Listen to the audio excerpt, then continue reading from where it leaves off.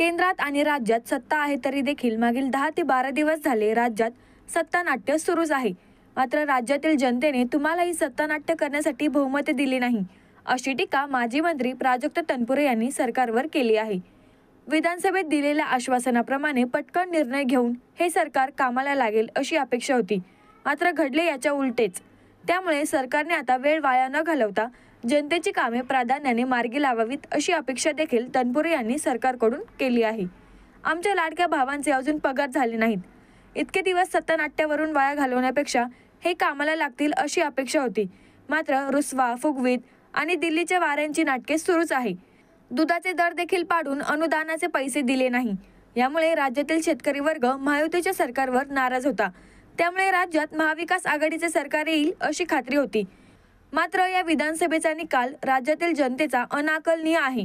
राज्यातील जनतेने तुम्हाला नाटक करण्यासाठी बहुमत दिली नाही।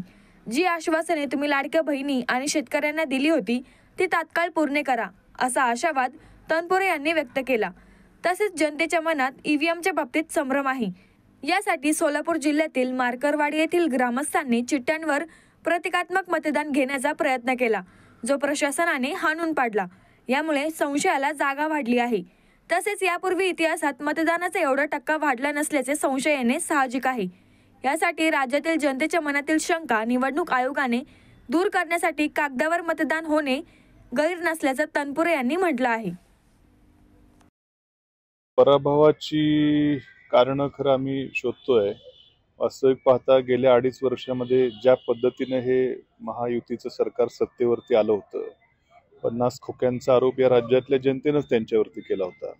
नंतर ज्या पद्धतीने राष्ट्रवादी काँग्रेस पक्ष फोडला गेला, ही सगळी विकृत मानसिकता खरं लोकांना आवडत नव्हती।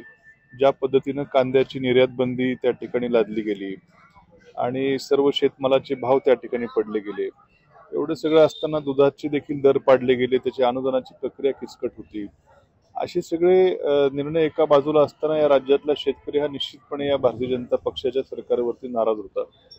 माझ्या मतदारसंघापुरतं बोलायचं तर मी अत्यंत विजेच्या बाबतीत आणि पाण्याच्या बाबतीमध्ये मतदारसंघामध्ये खूप मोठं काम त्या ठिकाणी उभं केलं होतं आणि असेच आमच्या सर्व सहकाऱ्यांना खरं विश्वास होता की कामाच्या जोरावरती आणि विशेषतः शेतकरी वर्गाच्या या भाजपच्या सरकारनं केलेली निराशा असेल हे बघता महाविकास आघाडीचं सरकार येईल अशी आम्हा सर्वांची निश्चितपणे खात्री होती।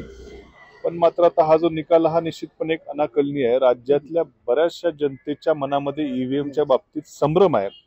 तर आज एका गावामध्ये, सोलापूर जिल्ह्यातल्या गावामध्ये लोकांनी हा संभ्रम दूर करण्याकरता चिठ्ठ्यांवरती एक प्रतिकात्मक मतदान घेण्याचा एक जो प्रयत्न केला, त्याला खरं प्रशासनाने इतकं घाबरून अडवण्याचं काहीच कारण नव्हतं। खरं काय म्हणजे ते मतदान झाल्यावर काय आमदार बदलणार होते किंवा काय कुठं काय फरक पडणार होता अशातलाही काही भाग नव्हता। प्रशासनामध्ये काही त्याच्यामध्ये काही कुठं काय बदलही होणार नव्हता। पण एक लोकांच्या मनातली जर शंका निघून गेली असती तर त्याला अडवण्याचं काहीच कारण नव्हतं ना। उलट आता आणखीन संशयाला जागा वाढलेली आहे की एखादं गाव बा फक्त बॅलेट पेपरवर त्यांच्या गावापुरतं मतदान घेऊन एक खात्री करायचा प्रयत्न करते, ज्या प्रक्रियेनंतर कुठल्याही प्रकारे प्रशासकीय कामकाजाला धक्का लागणार नाहीये। असं असताना प्रशासन एवढा दाब देऊन त्या सर्व लोकांवरती दबाव टाकून ते प्रक्रिया जर हाणून पाडत असेल तर या ईव्हीएमच्या बाबतीमध्ये आणखीन संशय बळावणारी ही खरं घटना आहे।